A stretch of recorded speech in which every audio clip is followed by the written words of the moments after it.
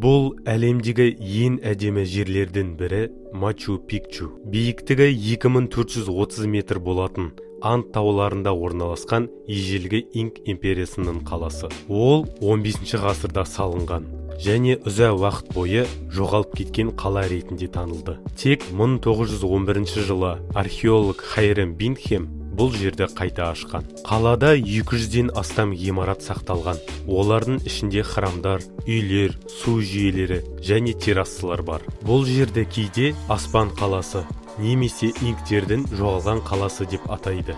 Мачу-Пикчу ЮНЕСКО-ның дүниежүзілік мұралар тізіміне енгізілген және әлемнің жаңа 7 кереметінің бірі ретінде танылған. Қаланы салуда инктер бірден-бір желім немесе цемент қолданбай, тас блоктарын дәл қиыстырып орналастырған. Бұл сәулет өнерінің ғажабы. Сіз осындай тарихи және әсем жерге барғыңыз келеді ме? Пікір қалдырып, ойыңызды бөлісіңіз. Арнаға тіркеліп, жаңа қызықты видеоларды жіберіп алмаңыз.